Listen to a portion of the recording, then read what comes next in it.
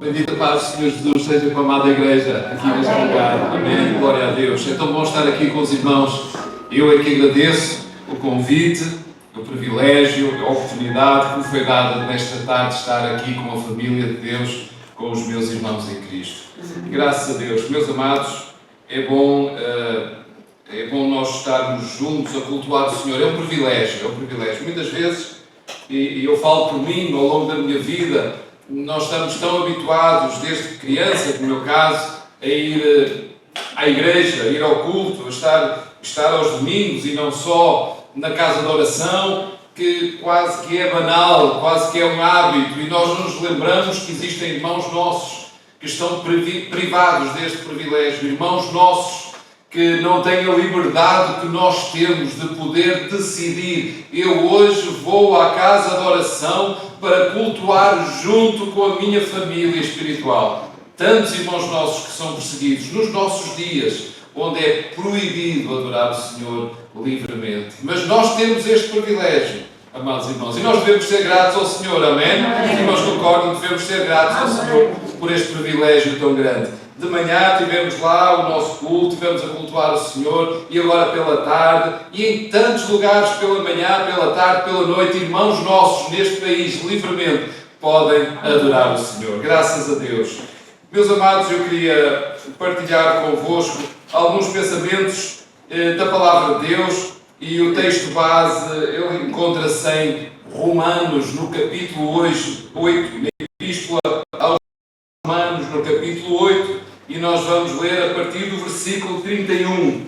É uma passagem muito conhecida de todos nós, creio eu que nós já lemos várias vezes ao longo da nossa vida, mas hoje senti também partilhar com os irmãos alguns pensamentos acerca deste texto. Não irá ser um tratado teológico, uma análise teológica muito profunda, mas que o Senhor me ajude a trazer uma palavra de ânimo aos irmãos, para que nós possamos prosseguir avante nesta caminhada que o Senhor tem colocado diante de nós. Amém.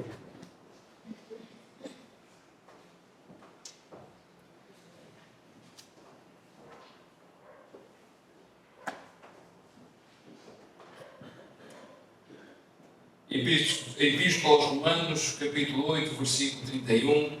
Se não fosse vazada, poderíamos ficar de pé para ler a palavra do Senhor. Obrigado. 8,31 diz assim: que diremos, pois, a estas coisas? Se Deus é por nós, quem será contra nós? Aquele que nem mesmo a seu próprio Filho poupou, antes o entregou por todos nós, como não nos dará também com ele todas as coisas? Quem intentará acusação contra os escolhidos de Deus? É Deus quem os justifica. Quem os condenará? Pois é Cristo quem morreu, ou antes, quem ressuscitou dentre os mortos, o qual está à direita de Deus e também intercede por nós. Quem nos separará do amor de Cristo?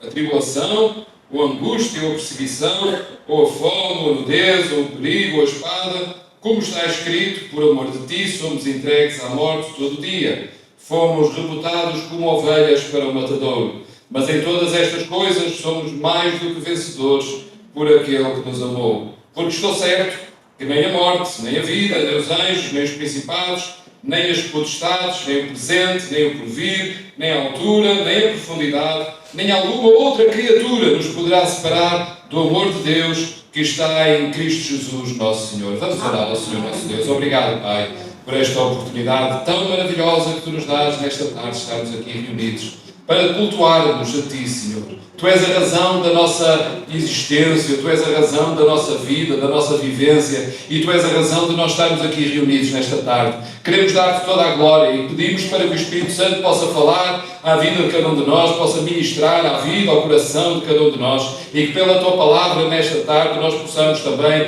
ficar a conhecer-Te mais e melhor, e a Tua palavra possa ser, Senhor meu Deus, uma semente que ela é, mas que possa dar fruto no nosso coração e na nossa vida. Em nome de Jesus, nós te pedimos e agradecemos para a honra e glória do Teu nome. Amém. Amém. Obrigado. Podeis também tomar os vossos lugares.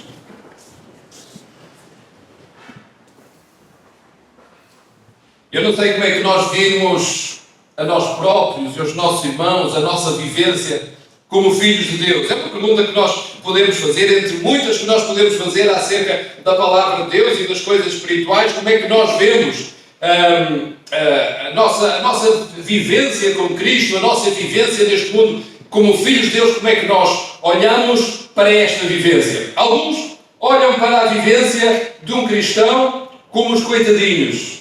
Há muita gente que fica com pena de nós porque nós ao domingo de tarde, ou ao domingo de manhã, ou no outro dia, em que podíamos fazer uma quantidade infindável de coisas, nós escolhemos vir à casa do Senhor. Meus amados, neste horário em que nós estamos aqui, nós podíamos ter escolhido fazer outra coisa qualquer, ir à praia, dar um mergulho e fazer um piquenique, ir até ao parque com a família, com os amigos, podíamos fazer tantas coisas, mas nós escolhemos estar aqui. E porque nós escolhemos estar aqui, há quem pense que nós somos os coitadinhos, que vamos lá para aquele lugar, estamos ali fechados no salão durante 1 hora, ou 2 horas, ou mais, ou menos, e coitadinhos deles. Mas aquilo que me preocupa é que, por vezes, nós, como crentes, temos uma ideia que nós somos os coitadinhos, que nós somos os perseguidos, que nós somos aqueles que se têm de privar disto e daquilo e não têm esta liberdade e não têm aquela. E esta é uma visão completamente errada acerca do povo de Deus, acerca de nós. Nós não somos os coitadinhos, meus amados irmãos. Nós não somos os coitadinhos deste mundo de maneira nenhuma. A visão de outros é que nós somos uns super-heróis. Nós vai tudo na frente. Posso todas as coisas em Cristo que me fortalece. Ignorando os versículos que estão anteriores e pegam em alguns versículos isolados e então vai tudo na frente, somos os super-heróis, nada nos toca, nada nenhuma doença, não somos acometidos de nenhuma doença, vai tudo na frente. E eu lembro da pandemia, conforme os irmãos se lembram, que não vai assim há tanto tempo, alguns diziam estas coisas, e eu ouvi isto, estas coisas não nos tocam, estas coisas não chegam a nós. E depois algumas dessas pessoas que diziam isso de facto acabaram por ficar doentes e alguns até ficaram bastante mal e muitos dos nossos irmãos por este mundo fora partiram para a presença do Senhor. Então nós temos aqui 2 visões erradas. Uma é que a visão de nós sermos os coitadinhos e outra visão é que nós somos uns super-heróis em que nada nos toca. São 2 visões erradas. A visão certa é a visão da Palavra de Deus e nós temos que entender pela Palavra de Deus quem nós somos e nós somos exatamente aquilo que a Palavra de Deus diz que nós somos. Não somos mais, como alguns dizem que nós somos, mas não somos mais, mas também não somos menos do que aquilo que a Palavra de Deus diz que nós somos. Então que o Senhor nos ajude a termos o entendimento certo da Palavra de Deus acerca daquilo que nós somos como filhos de Deus. E este texto, entre muitos outros que nós encontramos na Palavra de Deus, é um texto que nos fala de algumas coisas que nós somos e que nós usufruímos como filhos de Deus. E o primeiro versículo que nós lemos, nós vamos olhar novamente para a Palavra. Começa este texto na sequência dos versículos que vêm de trás, obviamente, que nunca podem ser ignorados, mas esta secção começa da seguinte maneira: que diremos, pois, estas coisas, das quais o apóstolo Paulo, inspirado pelo Espírito Santo, estava a escrever, obviamente, nos versículos anteriores. Se Deus é por nós, quem será contra nós? E algumas pessoas pensam, e por vezes há esta ideia, e talvez aqui não, mas noutros lugares com certeza que sim, que pelo facto de Deus ser por nós, Ele sempre é por nós, Ele sempre está connosco, seja qual for a circunstância. E eu gostava de perguntar, uma pergunta de retórica, não é? Será que Ele se coloca do nosso lado, independentemente das situações e circunstâncias? Será que Deus é por nós, independentemente daquilo que nós possamos fazer? Será que Deus, por simpatia, se coloca do lado do transgressor? Será que faça eu o que fizer, eu tenho a garantia pela Palavra de Deus que Deus é por mim? E a minha resposta e a minha interpretação da Palavra de Deus é não. Não é Ele que escolhe o nosso lado. Os irmãos já pensaram nisso? Deus não escolhe o meu lado. E Deus, meu amado irmão, nunca vai escolher o teu lado, nem o lado do outro, nem o lado de A, nem o lado de B. Mas somos nós que escolhemos ficar do lado de Deus, porque Deus não muda. Ele é o mesmo ontem, hoje, eternamente.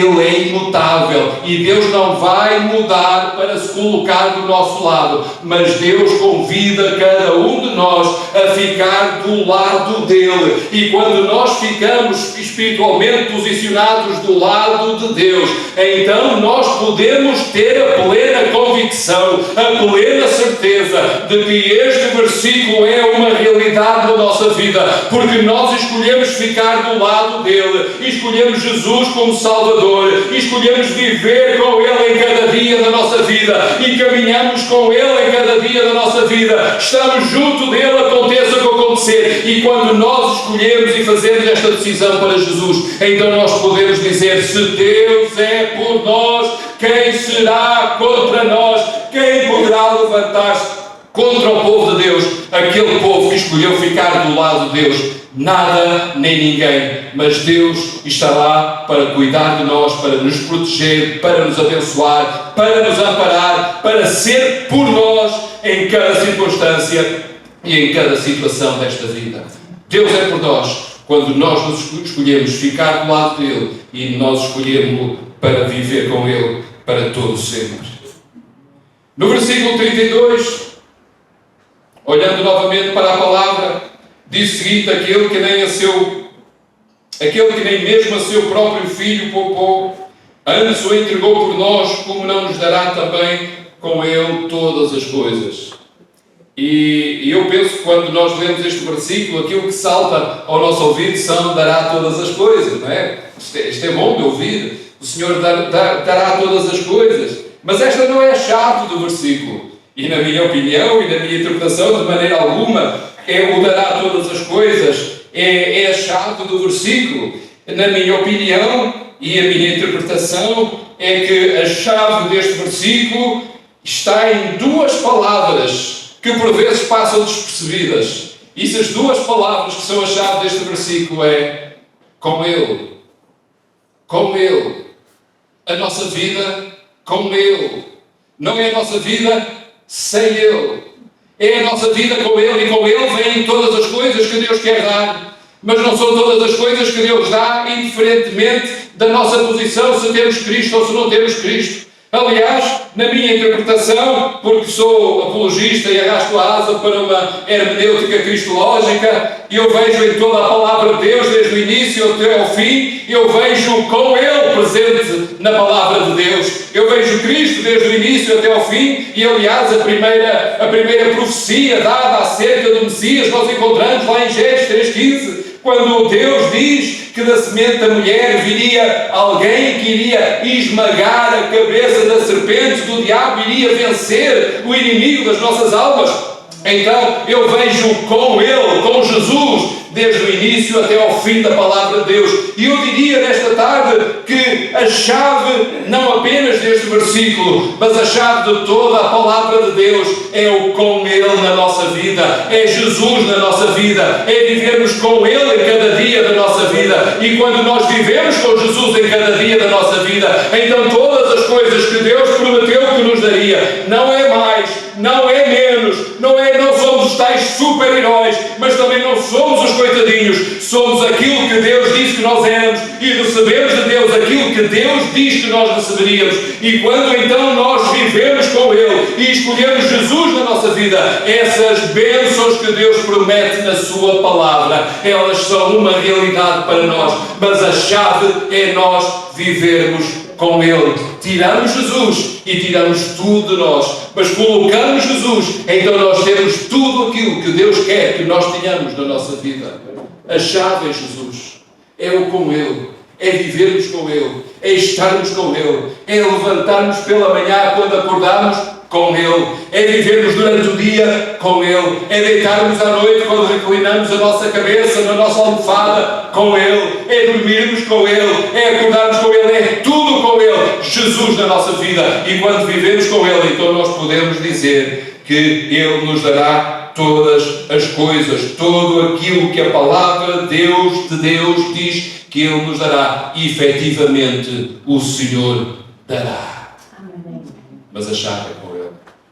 Então a pergunta que nós temos de fazer, cada ser humano tem de fazer: quando é confrontado com a palavra de Deus. E eu nesta tarde não sei se todos já somos salvos, se todos já recebemos Jesus como Senhor e Salvador da nossa vida ou não. Mas cada ser humano deverá fazer esta questão, entre outras, mas uma delas é esta: eu vivo com Ele? Esse Jesus, o Filho de Deus, está na minha vida, ou Jesus não está na minha vida? E se Jesus não está ainda na tua vida, nesta tarde tu tens a oportunidade de entregares a tua vida e o receberes como Senhor e Salvador. A grande dádiva do Pai para nós é o seu Filho, não são as outras coisas. E há uma coisa que por vezes me perturba, que me incomoda, é que pessoas que não têm Jesus, pessoas que vivem no seu modo de vida, de pecado, longe do Salvador, pessoas que vivem no seu dia-a-dia, que ainda não conheceram o nosso amado Salvador, ainda não o receberam, não aceitaram como Jesus como Senhor e Salvador, estão tão preocupados com as outras coisas, e até pedem oração pela bênção A, pela bênção B, pela vitória tal, pelo livramento, por isto, por aquilo, e andam à procura, alguns até de bênçãos, saltando de um lado para o outro, procurando uma bênção aqui, procurando uma bênção acolá. Mas, meu amado irmão, a grande dádiva de Deus é Jesus, não são as outras coisas. Jesus é a dádiva de Deus, a grande dádiva de Deus para a humanidade. E essa grande dádiva de Deus está ao alcance de todo o ser humano. Quem rejeita a grande dádiva que é Jesus, rejeita tudo. Não é possível ter o resto, não é possível ter as outras coisas sem termos Jesus na nossa vida. Quem não tem Jesus não tem nada, mas quem tem Jesus tem tudo. Tudo o que Deus quer que nós tenhamos. Quem tem Jesus, efetivamente, tem tudo aquilo que Deus quer que nós tenhamos. Versículo 33, vamos olhar para a palavra de Deus. Quem intentará acusação contra os escolhidos de Deus? É Deus quem nos justifica. E na cruz, lá no Calvário, nós fomos absolvidos, nós fomos justificados. Éramos condenáveis, merecíamos a condenação. Os irmãos sabem que nós merecíamos a condenação? As nossas boas ações, por muito boas que elas fossem, ou por muito boas que elas sejam, para nada servem, para nada serviriam relativamente à nossa salvação. Não é pelas nossas boas ações, não é pelos nossos méritos, é pelos méritos do Senhor Jesus na cruz do Calvário, é pelos méritos dele. E quando nós vamos a Cristo, nós encontramos essa salvação, e a palavra de Deus diz que na cruz nós fomos justificados, e a justificação é uma declaração legal de Deus. É como, imaginemos, é como se Deus passasse uma declaração, uma justificação escrita num papel vindo do céu, com o selo de Deus firmado nesse papel, em que dissesse lá: Rubem Moreira Soares dos Santos, que sou eu, foi justificado e está justificado dos seus pecados. E então eu pegava nessa declaração, imaginemos, eu pegava nessa declaração, pegava nesse papel, e então na entrada do céu eu poderia dizer: eu tenho a justificação, eu sou justificado, eu posso entrar. Meu amado, nós não temos o papel, nós não temos algo que nós possamos pegar com as nossas mãos, mas espiritualmente nós temos esse papel, nós temos essa justificação dada por Deus, e através da cruz de Cristo, Deus justifica o pecador declarando inocente. Então hoje eu sou declarado inocente, e eu posso dizer e afirmar isso com total convicção: Deus declarou-me inocente, não pelos meus méritos, mas pelos méritos de Jesus na cruz do Calvário, por aquilo que Jesus fez na cruz. Eu e tu, hoje, por Jesus, volto a dizer, nós somos declarados inocentes e somos justificados diante de Deus. E é neste contexto que a palavra de Deus diz: quem intentará acusação contra aqueles que são os escolhidos de Deus? Quem tentará acusação? É Deus quem os justifica. Meu amado, é Deus quem te justifica. É claro que a palavra de Deus fala no acusador. É claro que o diabo vem para acusar, vem para nos lembrar de pecados do nosso passado, que Jesus já lavou pelo seu seu sangue, simbolicamente ou espiritualmente falando, na cruz do Calvário, quando Jesus derramou esse sangue, o sangue que nos purifica de todo pecado, mas o diabo vem, o acusador vem para nos incriminar pelos pecados do passado, mas que a nossa resposta espiritual possa ser esta: Jesus verteu o seu sangue precioso na cruz do Calvário para que esse todo o meu pecado, ele fosse limpo, ele fosse justificado, e eu agora sou purificado diante de Deus. Meu amado, não deixe que o diabo te engane, porque o diabo é astuto e tenta enganar-nos de muitas maneiras, trazendo condenação e querendo que nós carreguemos com os pecados, o nosso pecado que já foi levado na cruz do Calvário. Algum tempo atrás, não muito tempo, uma irmã perguntava-me, ela tinha tido algumas dificuldades nessa semana, alguns problemas familiares em casa, e ela estava com bastante dificuldade. E ela veio falar comigo antes do culto de ceia, e ela dizia: pastor, e contou alguma coisa assim, assim, assim, e eu não me sinto bem, eu não sei se devo tomar a ceia, se não devo tomar a ceia. E para abreviar, a nossa irmã estava arrependida de tudo aquilo que se tinha passado, e eu disse: minha irmã, é Jesus quem nos justifica. Não são as nossas boas ações. Não é pela irmã se ter portado bem nos últimos dias que merece tomar a ceia do Senhor. Mas a nossa dignidade vem da cruz de Cristo. E nós humildemente temos que colocar os nossos olhos na cruz de Cristo e crer que o seu sacrifício na cruz é poderoso, o seu sangue vertido tem poder para nos purificar de todo o pecado. Não é pelas nossas boas ações, é crendo em Jesus, é colocando os nossos olhos na cruz, é crendo que o seu sacrifício é maior, o seu sangue tem mais poder para purificar do que todo o pecado deste mundo. É por Jesus, e é só por Jesus, e nós temos que crer nisto, crer nesta verdade e não nos deixarmos enganar pelo inimigo. Versículo 34, ele diz: quem nos condenará? Pois é Cristo quem morreu, ou antes quem ressuscitou dentre os mortos, o qual está à direita de Deus e também intercede por nós. Também intercede por nós. Jesus não nos veio para condenar. Nós sabemos isto. Jesus não veio para condenar. Amém? Sabemos isto? Jesus não veio para condenar. João 3,17 diz: porque Deus enviou o seu Filho ao mundo, não para que condenasse o mundo, mas para que o mundo fosse salvo por ele. Jesus não veio para condenar. Jesus veio para salvar. A missão de Jesus foi salvar. Jesus não veio para condenar. Jesus veio para salvar a humanidade. E mesmo quando alguém está a viver a maior confusão, a maior desgraça, a caminhar por vezes para o abismo, talvez num momento de desorientação espiritual, talvez num momento de grande dificuldade, a caminhar para algumas situações que podem até trazer destruição à sua vida, mesmo quando no meio familiar se perde a esperança, se esquece que Deus é o Senhor que está acima de tudo, e que o seu Filho amado, Deus feito homem, Jesus, e que Ele continua a ser o Senhor. Quando isto acontece, Deus quer que nós saibamos que Jesus está à direita do Pai a interceder por nós, por cada um de nós, por mim e por ti. Ele está a interceder, e quando eu erro, quando eu falho, quando eu desanimo, quando eu tropeço, Jesus está à direita do Pai a dizer: Pai, eu dei a minha vida pelo Ruben. Eu dei a minha vida na cruz do Calvário. Eu dei a minha vida por Ele. Eu dei a minha vida e verti o meu sangue ali na cruz. Pela vida deste homem, pela vida desta mulher, por esta vida preciosa. Eu comprei. A palavra de Deus diz que Jesus intercede diante de nós. E mesmo quando nós, por vezes, e não sei se já todos passamos por isto, parece que nos esquecemos do nosso amado Salvador, Jesus continua a interceder por nós, porque Ele nunca se esquece de nenhum de nós. Ele nunca se esqueceu de ti, nem de mim.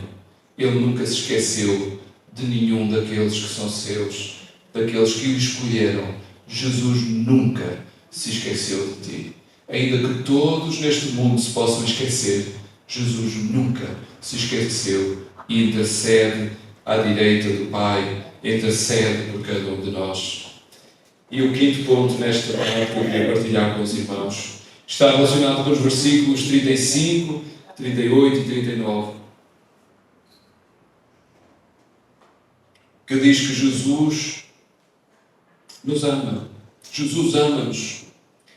E neste ponto fala-se de amor de tantas e variadas maneiras que esta palavra se tornou banal. O que é o amor? Bom, nós estaríamos aqui muito tempo a definir ou tentar definir o que é o amor e como é que ele se manifesta e como é que nós podemos expressar o amor. E fala este texto, como em toda a palavra de Deus, ele fala do amor de Deus. E eu, há uns anos atrás, alguém conhecido foi, não falando em nomes, foi entrevistado na comunicação social sobre o amor, e uma das perguntas que o entrevistador, a pessoa que estava a entrevistar, fez a essa pessoa foi: olha, quando amo é para sempre. E essa pessoa dizia: sim, quando eu amo é para sempre.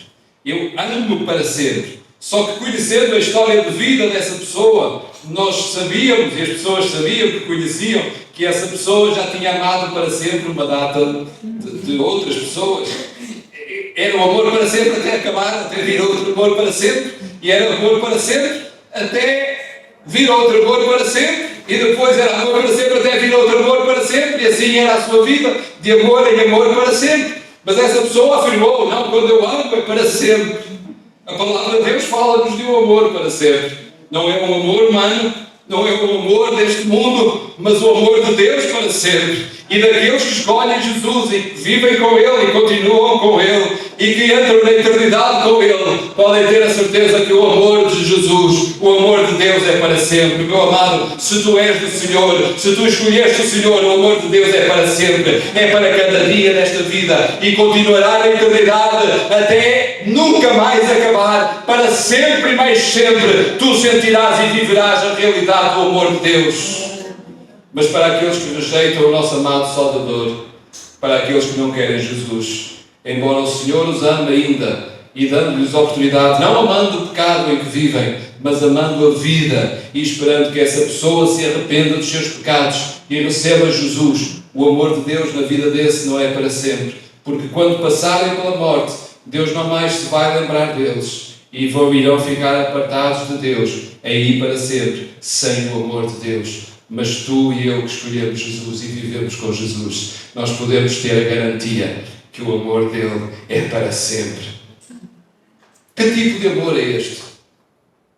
Quando se fala em tantos tipos de amor, que tipo de amor? Uma pergunta que nós podemos fazer: que tipo de amor e qual o grau deste amor? A palavra de Deus responde na primeira epístola 3,16, diz: nisto conhecemos o amor. Em que é que nós conhecemos o amor? A palavra de Deus continua e diz que Cristo deu a vida por nós. Nisto conhecemos o amor, em que Cristo deu a sua vida por nós. Como é que nós conhecemos o amor? Olhando para a cruz, sabendo que Jesus Cristo deu a vida por nós. Aqui nós encontramos a definição, encontramos o conhecimento do amor. Alguém dar a sua vida no lugar de outro. Mas será que existe um amor maior do que este? Também é uma pergunta legítima que nós podemos fazer. Será que existe amor maior? João 15,13 responde-nos a esta pergunta. Nós encontramos a resposta quando a palavra de Deus diz: ninguém tem maior amor do que este, do que alguém dar a sua vida pelos seus amigos. Existem muitos tipos de amor, ou que podem ser apelidados de amor,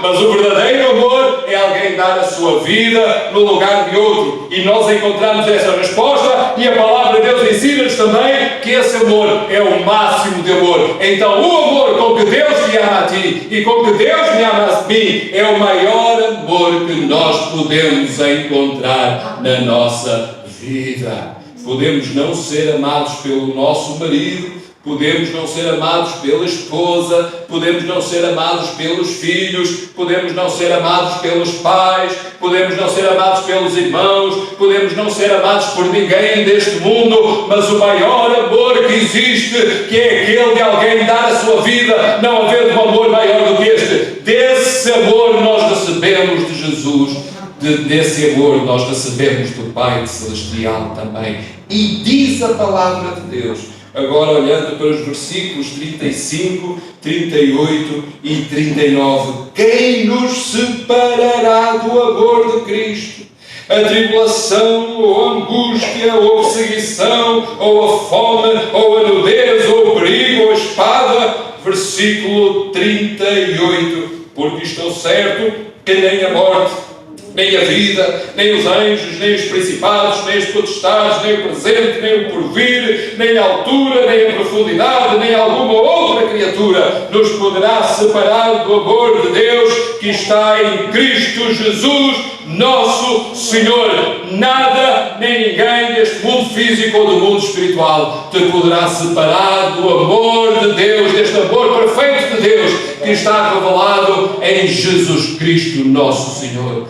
Meu amado, agarra o amor de Deus na tua vida e ama-o de volta com todas as tuas forças, com todo o teu entendimento, todo o teu coração, de toda a tua alma. Ama o Senhor o máximo que tu puderes e vive para este amor de Deus, e vive com este amor de Deus, e vive desfrutando do amor de Deus na tua vida. Aleluia! Vive este amor. Versículo 37. Vamos olhar para a palavra de Deus. Mas em todas estas coisas somos mais do que vencedores por aquele que nos amou. Em tudo isto do qual nós estamos a falar, que a palavra de Deus está a falar nestes versículos que nós lemos, e em todos os outros que estão atrás e que estão enquadrados neste texto, em todas estas coisas nós somos mais do que vencedores.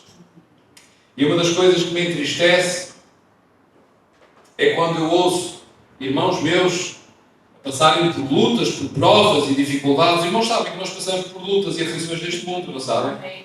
Amém. Esta é uma igreja que prega a verdade. Nós temos aflições neste mundo. Jesus disse-nos isso, nós sabemos. No mundo tereis, mas que ficou por aí, mas tendo com ânimo, porque eu venci o mundo. No mundo nós temos aflições. E uma das coisas que me entristece é quando ouço algum irmão meu a falar das aflições pelas quais está a passar, dificuldades pelas quais está a passar na sua vida, provações, lutas, e a maneira como se expressa é como se a sua vida estivesse nas mãos do inimigo. Porque o diabo assim, porque o diabo assado, porque o diabo fez nisto, o diabo fez-me aquilo. Isto entristece-me. Entristece-me. Porque a nossa vida não está nas mãos do diabo. Amém? A nossa vida não está nas mãos do diabo. Amém? Nós sabemos isto. Glória a Deus. E há muita confusão neste mundo. E o diabo não está contente, porque eu cheguei mais para o Senhor, o diabo não está contente. Então ele atacou-me dessa maneira, atacou daquela maneira, e fez assim, e fez assim. E parece que o diabo controla aquela vida. E isto não é bíblico. O diabo não controla a vida dos filhos de Deus. E nós temos um exemplo tão claro da vida de Jó. Um homem fiel, temente a Deus, como não havia igual. E o diabo tocou na vida dele da maneira que está descrita na palavra de Deus. Apenas e só porque Deus permitiu, e Deus disse o que é que ele podia fazer e o que é que não podia fazer. E isto mostra-nos que Deus está no controle de todas as situações. Acima daquilo que o diabo possa ter permissão para fazer, Deus está acima, Deus está no controle da situação. Diz nos versículos anteriores que todas as coisas contribuem juntamente para o bem daqueles que amam Deus. Deus está no controle da nossa vida, amém? Nós acreditamos nisto, Deus está no controle da nossa vida. Não é o diabo que tem controle, não é o diabo que faz o que quer, não. A minha vida está nas mãos de Deus, eu confio nele, eu espero nele, eu sei que a minha vida não foge do seu controle, eu sei que ele está acima de todas estas coisas deste mundo, daquilo que acontece, daquilo que o diabo possa ter permissão para fazer, das lutas, das provações, das doenças, seja o que for, Deus está acima e a minha vida está nas tuas mãos. E é Ele quem me guarda, é Ele quem me protege. Todas as coisas contribuem conjuntamente no seu conjunto para o bem daqueles que amam Deus. E, meus amados, o diabo é o maior vencido e derrotado da história da criação. Amém. Não sei se irmãos já pensaram nisto, mas ele é vencido em todas as áreas. No plano da criação, ele foi criado como, e nós acreditamos que ele foi criado como o ser angélico mais formoso, mas quando ele se revoltou contra Deus, ele disse: subirei e serei semelhante ao Altíssimo. Eis que ele foi vencido na sequência dessa decisão que ele tomou, foi derrotado, foi lançado fora do céu e não mais lá habitou. E ele aí foi derrotado. No plano da salvação, ele lutou para que Cristo falhasse a salvação e a salvação não fosse consumada, mas uma vez mais ele aí foi derrotado e a salvação da humanidade foi consumada na cruz. Jesus venceu na cruz, morrendo e ressuscitando no terceiro dia, e a cabeça da serpente foi esmagada, conforme estava profetizado desde o Gênesis, que a semente da mulher, o fruto do ventre da mulher, Jesus Cristo, o Salvador, o Messias, ele nasceria como homem e ele esmagaria a cabeça da serpente. Então ele aí foi vencido também, e perante a igreja ele também é um derrotado, porque Jesus disse que as portas do inferno não prevaleceriam contra a igreja, e nós somos igreja do Senhor, amém? Quem é a igreja do Senhor nesta tarde? Possa dar glória a Deus. Nós somos igreja do Senhor. As portas do inferno não prevalecem sobre nós, mas nós prevalecemos contra o inferno, contra os demónios, contra o diabo, contra tudo aquilo que o diabo se levantar e faça levantar diante de nós. A igreja do Senhor caminha vitoriosa na vida do crente. Ele também é um derrotado, porque Jesus nos deu poder e autoridade sobre os demónios, sobre o diabo. Nós temos o poder e a autoridade do nome de Jesus em nós. E a nossa vitória é esta: é que a nossa vida está nas suas mãos, não está nas mãos do inimigo. Jesus na cruz venceu o diabo. Não tenhamos ilusões, não fomos nós que vencemos o diabo. Quem venceu foi Jesus. Mas a palavra de Deus diz que nós em todas estas coisas somos mais do que vencedores, porque Cristo, depois de vencer na cruz do Calvário, ofereceu à humanidade a vitória, a sua vitória. E porque Ele ofereceu a sua vitória, quando nós estendemos espiritualmente falando a mão para receber a sua vitória na nossa vida, nós tornamos-nos mais do que vencedores. É isto que a palavra de Deus diz que nós somos. Não somos super-heróis, mas não somos coitadinhos. Somos mais do que vencedores em Cristo, que nos amou, o qual deu a sua vida na cruz do Calvário e ressuscitou no terceiro dia e nos oferece esta vitória neste dia. Fechemos os nossos olhos por alguns momentos. Aleluia, Jesus. Aleluia.